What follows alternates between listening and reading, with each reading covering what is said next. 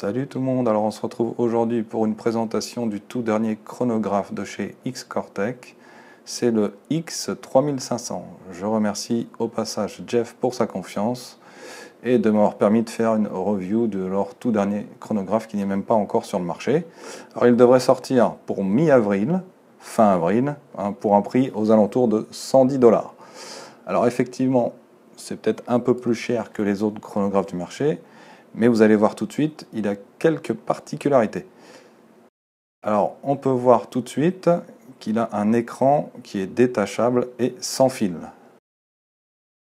Alors, vous avez aussi l'orifice du chronographe qui est plus gros. Comme vous pouvez le voir à droite sur le X-Cortec 3200, on voit nettement que le trou est bien plus gros. Alors, pour la simple et bonne raison qu'on a tous déjà une fois au moins tiré des billes à l'intérieur du chronographe. Il suffit qu'on n'aligne pas le canon bien droit par rapport à l'orifice et les billes viennent taper à l'intérieur. Donc là, avec ce nouveau chronie et l'orifice plus gros, ça vous laisse une plus grande marge d'erreur. Ça n'empêche pas qu'il est toujours possible de tirer dedans, mais bon, au moins ça vous laisse une plus grosse marge d'erreur. Alors sur le dessous, on va retrouver de quoi visser un trépied. On a un compartiment pour les piles, 2 piles AA. Et sur l'arrière, vous allez le voir, il est possible d'avoir une alimentation externe. Alors j'y ai testé une batterie externe et ça marche très bien. Au niveau de l'écran, c'est 2 piles AAA. Alors je vais vous montrer plus en détail l'écran sans fil. Alors pour l'allumer, très simple, on appuie sur le gros bouton jaune et il faut le connecter avec le chronographe. C'est simple aussi, comme vous voyez là c'est marqué le signal est perdu, il suffit d'appuyer sur le bouton du chronographe et il se connecte automatiquement. Et on peut voir sur le haut de l'écran, on a la puissance du signal. Alors selon les données constructeurs, l'écran marche jusqu'à 5 mètres. L'écran est parfaitement rotatif, ça marche dans tous les sens. Alors au niveau du chronographe, il peut marcher aussi bien sur l'horizontale que la verticale. Ce qui est pratique, c'est que ce petit écran se fixe sur rail. Vous pouvez aussi bien le fixer sur le haut que sur le côté grâce à son écran rotatif et ça vous permet d'avoir vos données en direct.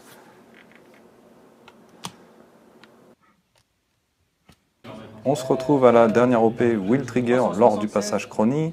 J'avais confié donc ce chronographe aux organisateurs afin qu'ils puissent le tester. Alors on peut voir ici un petit exemple de ce qui est possible de faire avec cet écran sans fil. Un organisateur qui fait tirer les gens dans le chronographe et l'autre organisateur qui note directement les puissances sur sa fiche.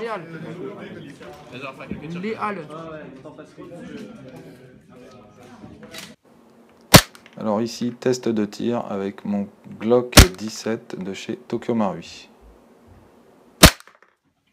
N'aie pas peur.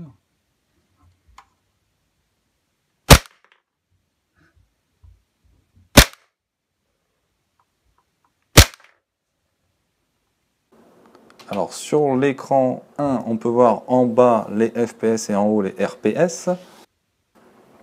Sur l'écran 2, on a donc la conversion en joule avec de la 0,20 g, la joule au centimètre carré, et puis on a donc à droite le grammage de billes qui a été choisi au préalable dans les réglages.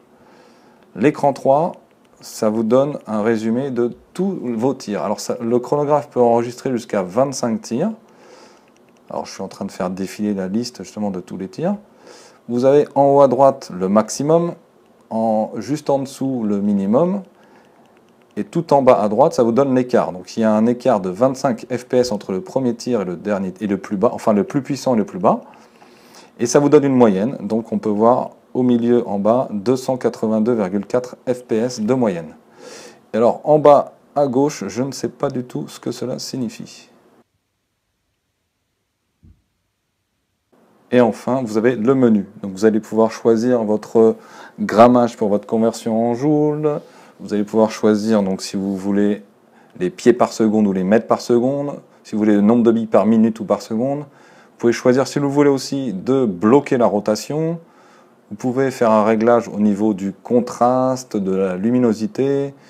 Et vous pouvez faire un reset qui va vous effacer tous les tirs qui ont été gardés en mémoire. Voilà, j'en ai terminé pour cette review, j'espère qu'elle vous aura plu. Je remercie une fois de plus Jeff de chez Xcortech pour m'avoir donné ce chrony et permis d'avoir fait cette review en avant-première. Et ben on se retrouve bientôt avec la track pour des nouvelles parties in-game et des nouvelles reviews et des zappings. On continue l'aventure sur YouTube. Merci à tous et à bientôt.